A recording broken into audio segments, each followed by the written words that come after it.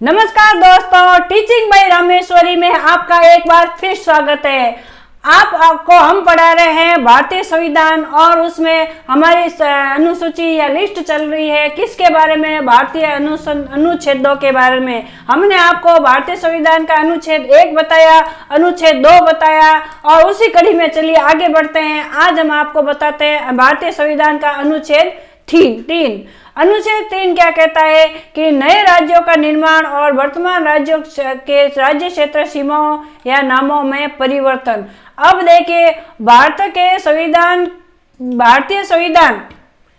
क्या कहता है कि भारत में राज्यों का निर्माण कैसे होगा, वर्तमान में जो राज्य होंगे उनकी सीमाएं क्या होगी और उनके नामों में परिवर्तन कैसे किए जा सकते हैं, ये आपको अनुच्छेद 3 में वर्णित हुआ मिलेगा संघ संसद विधि द्वारा।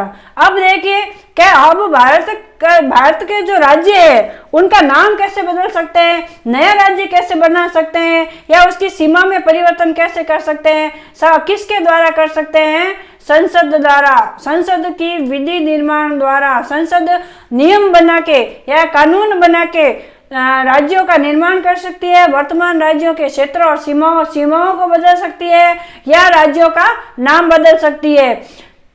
इसका पहला क भाग, अनुच्छेद 3 का क भाग क्या कहता है कि किसी राज्य में उसका राज्य क्षेत्र अलग करके अथवा 2 या अधिक राज्यों को, या देखिए वापस, किसी राज्य में से उसका राज्य क्षेत्र अलग करके, किसी राज्य में से उसका राज्य क्षेत्र अलग करके अथवा 2 या 2 से अधिक राज्यों के 2 या 2 से अधिक, ध्यान दीजिएगा, 2 या 2 से अधिक राज्यों को या राज्यों के भागों को मिलाकर, है ना,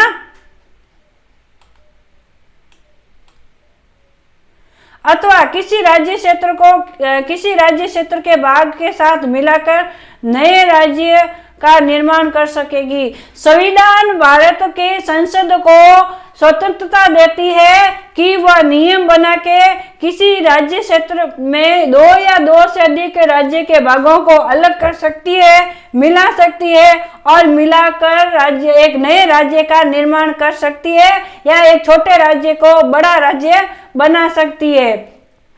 किसी राज्य का क्षेत्र बढ़ा सकेगी। भारतीय संविधान अनुच्छेद 3 में वर्णित करती है कि संसद नियम बना के किसी राज्य का क्षेत्र बढ़ा सकेगी, किसी राज्य का क्षेत्र घटा सकेगी, किसी राज्य की सीमाओं में परिवर्तन कर सकेगी और किसी राज्य के नाम में परिवर्तन कर सकेगी। अब देखिए, कुछ नहीं है, आपको इसमें रटने की कोई जरूरत नहीं है। भारतीय संविधान का अनुच्छेद 3 राज्यों को निर्माण, राज्यों की सीमाओं में परिवर्तन और राज्यों के नामों के परिवर्तन की चर्चा करता है, जिसमें संविधान सबसे पहले संसद द्वारा विधि या नियम बना के किया जा सकता है। क्या किया जा सकता है, किसी राज्य की सीमाओं को बढ़ाया जा सकता है। राज्य की सीमा कैसे बढ़ेगी कि 2 राज्यों को या 3 राज्यों को आपस में मर्ज कर दिया जाए, मिला दिया जाए, उससे बनेगी। किसी भी राज्य का क्षेत्र बढ़ा सकती है, किसी भी राज्य का संसद क्षेत्र घटा सकती है, किसी भी राज्य की सीमा में परिवर्तन कर सकती है और किसी भी राज्य का नाम बदलने की स्वतंत्रता संसद को संविधान प्रदान करता है। बस यही है अनुच्छेद 3। अनुच्छेद 3 भारतीय संविधान के अनुच्छेद 3 के तहत संसद को निम्नलिखित शक्तियां प्रदान की गई है। अब देखिए, अनुच्छेद 3 भारतीय संसद को स्वतंत्रता देती है कि संसद मौजूदा राज्यों में से नए राज्यों का निर्माण कर सकती है। उदाहरण के लिए आंध्र प्रदेश से तेलंगाना का निर्माण किया गया, उत्तराखंड से उत्तर प्रदेश से बाहर कर दिया गया, पटियाला और पूर्वी पंजाब राज्य संघ को मिलाकर नया राज्य पंजाब बना दिया गया।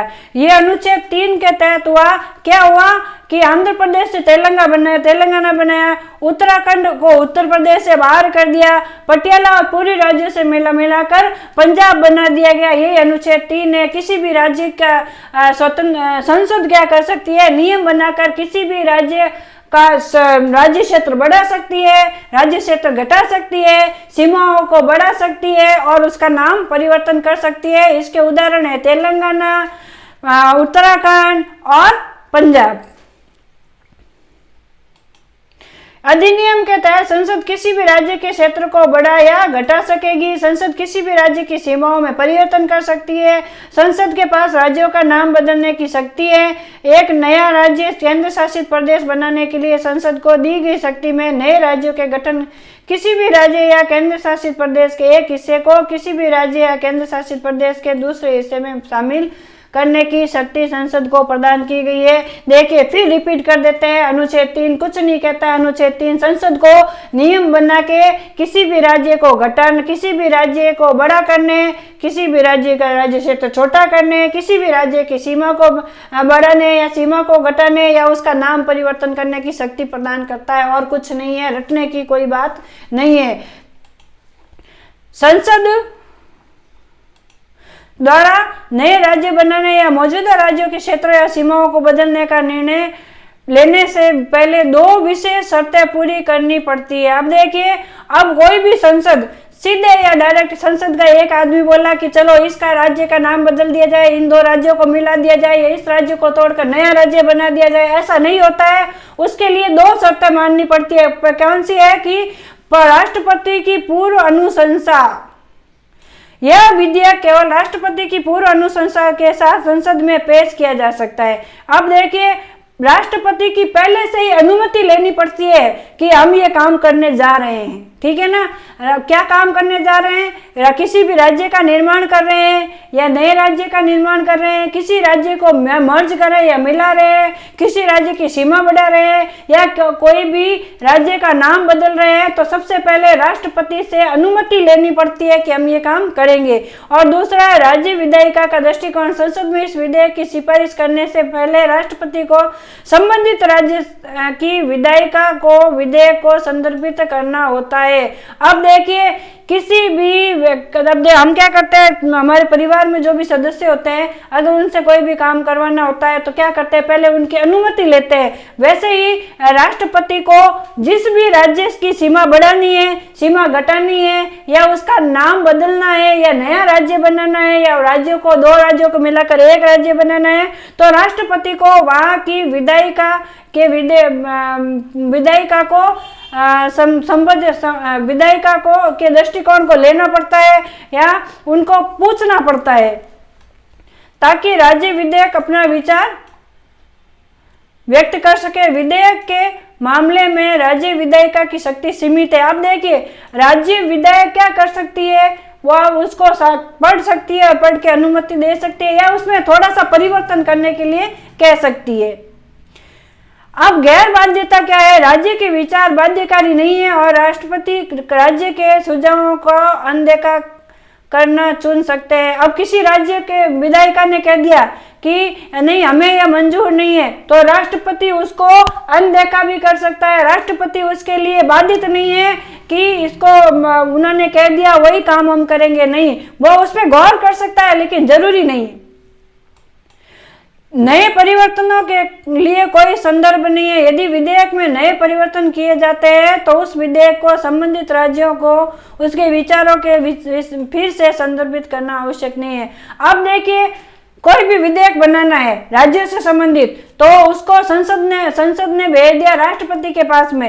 अब राष्ट्रपति ने भेजा विधायिका के पास में, लेकिन वापस राष्ट्रपति की वापस आ जाता है विधायिका की अनुमति के बाद राष्ट्रपति के पास, और राष्ट्रपति वापस संसद में भेजता है। यदि संसद उसमें वापस कोई परिवर्तन करना चाहे तो जरूरी नहीं है कि वह राष्ट्रपति के पास उसको वापस भेजे या विधायकों की स्वीकृति ले। संशोधन के लिए कोई भी स्वीकृति लेनी आवश्यक नहीं है।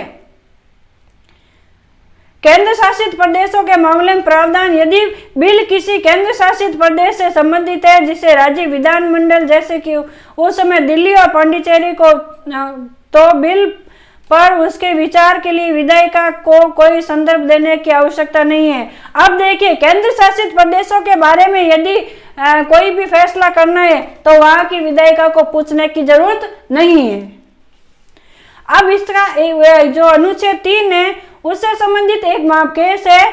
देखिए, तेलंगाना का जो मामला है, तेलंगाना का मामला भारत में आंध्र प्रदेश के राज्य से तेलंगाना के एक अलग राज्य के निर्माण की मांग को संदर्भित करता है। तेलंगाना के एक अलग राज्य के मांग को विनिर्दिष्ट भारतीय विशिष्ट संस्कृति, भाषाई, आर्थिक पहचान पर आधारित थी। अब जो तेलंगाना का अलग से मांग कर रहे थे वो क्या कह रहे थे कि हमारी अलग से संस्कृति है, हमारी अलग से भाषा है, हमारी आर्थिक पहचान अलग है, इसलिए हमें अलग से राज्य बनाया जाए। 2000